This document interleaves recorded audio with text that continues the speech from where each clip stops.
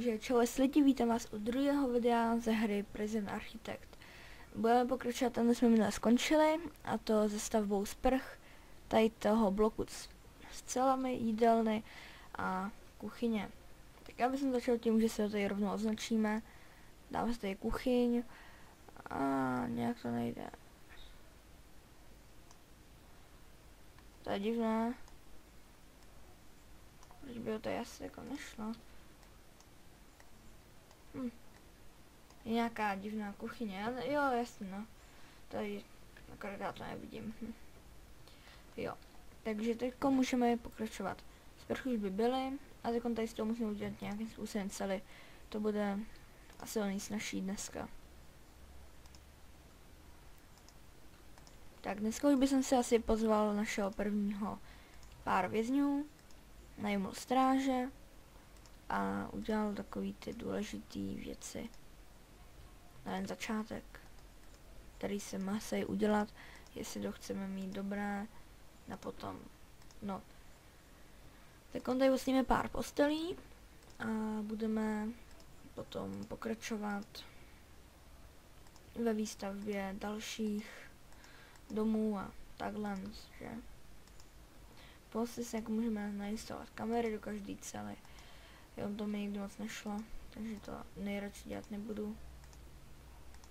Ale taky se to tam dá mít. Pak se s tím jde vyhrát. Tak, teďkom by se měl se hotovo. Teď označíme, že to budou zase celé a můžeme jít hrát dále. Tak on to má jednu chybu, že tady má ještě postel, to tam bude za chvíli. Jednoho dne. Tak, teď už máme kolik cel? Vypadá to, že asi 0. No, to je trošku škoda, ale my jich nepotřebujeme moc.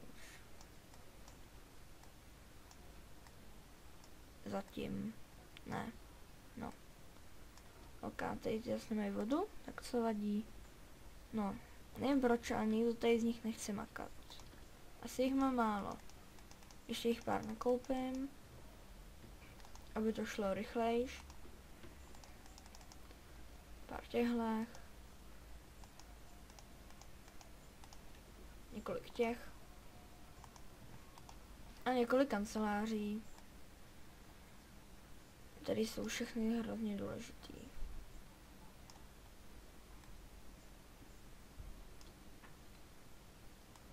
No.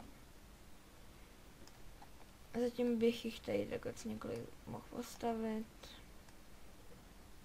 Čím víc kanceláří, tím je to samozřejmě lepší.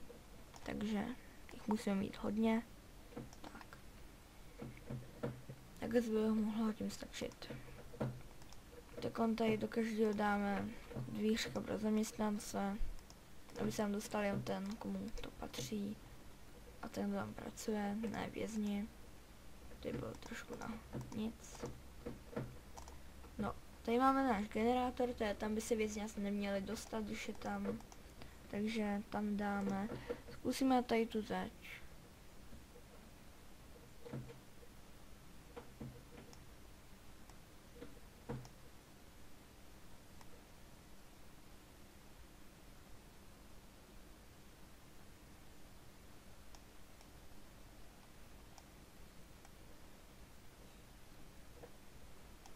No a teďko tak.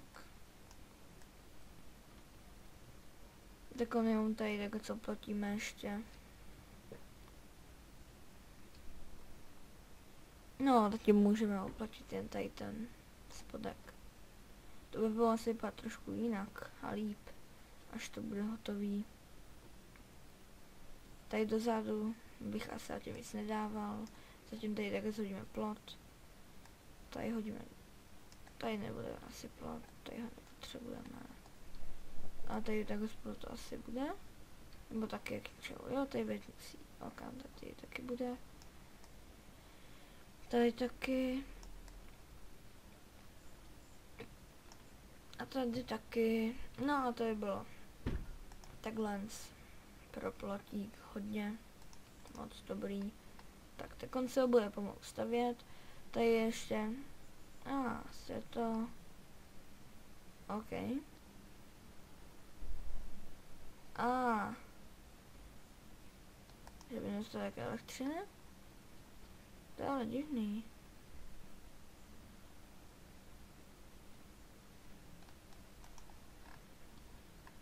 To je hodně divný. Proč by to nechtělo mít elektřinu? Že by nedostatek tady těch, nebo jich je tam až moc? To těžko říct. No, nevím. Čím bych to asi jak mohlo být. Když pustíme další, tak tady to budeme muset odpojit. Asi už vím, co tady za problém. Aha. Dobře. Takže tady to se nastane přesto. No, tady bude takováhle vrata. Je taková má jako... No...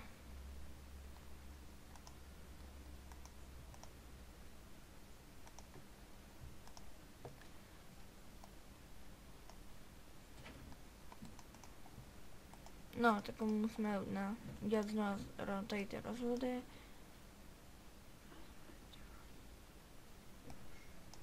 No, tak by to mohlo být lepší, no.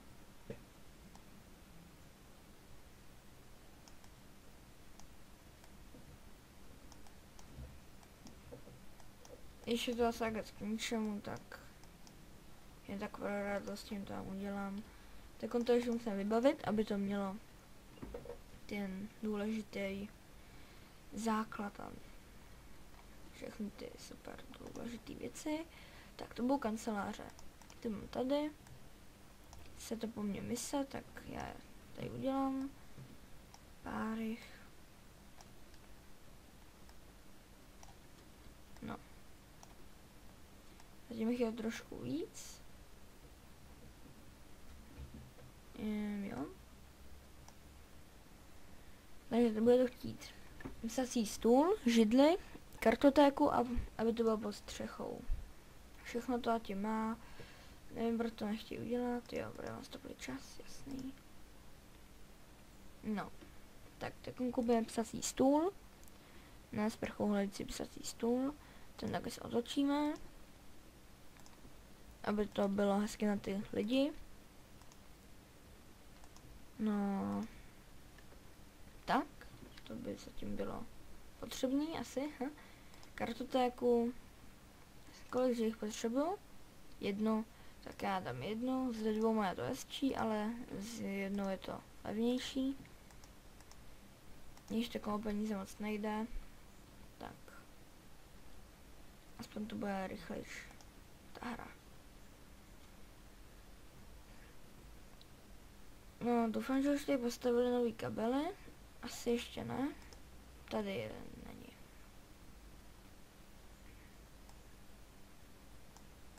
Tak, tady se tak propojí. A mohlo by to už začít fungovat normálně. Snad jo. Takže za nějakou dobu už to bude fungovat jako předtím. Tady to bude chtít trošku vody.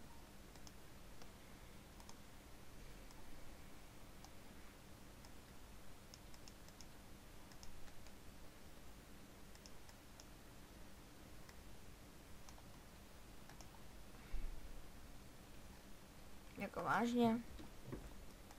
To jim to jako nestačí, nebo? Aha, jo. Tady ještě nejvoda. Tak to potom, jo. Jídel nás nestačí pro celou věznici, protože tady málo stolů, tak já jich tady musím třeba přidělat. Takhle.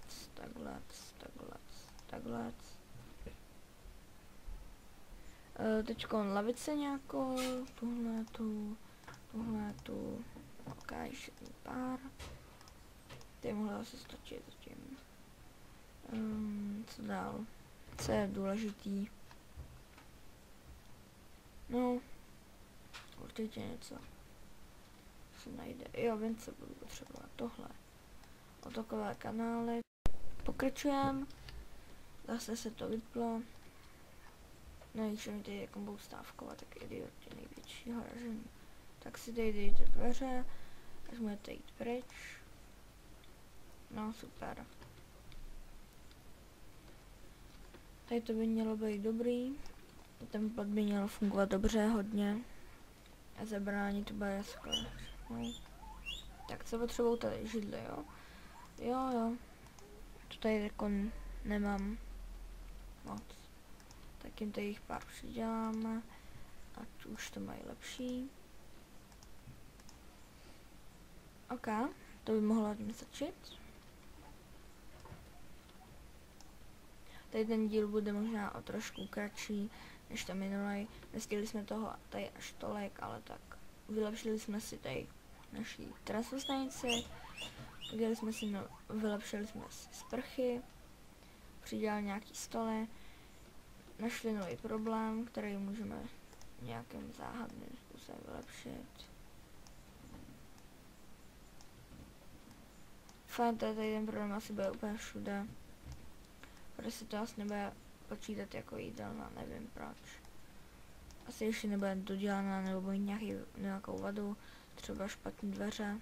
Jo, to se občas stane. Hodí špatné dveře, už to nebude fungovat. Tak, teď tady jen doděláme, že ty cely, kterých musíme mít hodně. OK, cely by byly. Čekám, tady to mě štve.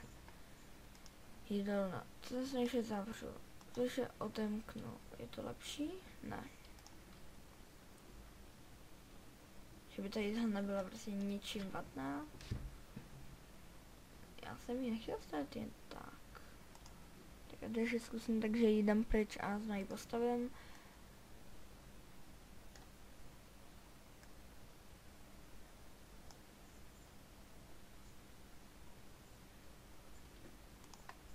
Je to lepší, je to ještě horší. Fajn, tady to se prý nepočítá jako jídelna, nevím proč. Tak, zatím najmeme správce vězení a ty ostatní důležitý lidi. Začneme tady od spoda. Takže on si vzal rovnou jinou kancelář, tak proč ne, ale můžeme mu dát výzkumy a to finance, ty jsou pro začátek důležitý. Potom, když bude mít finance, může udělat třeba tohle, to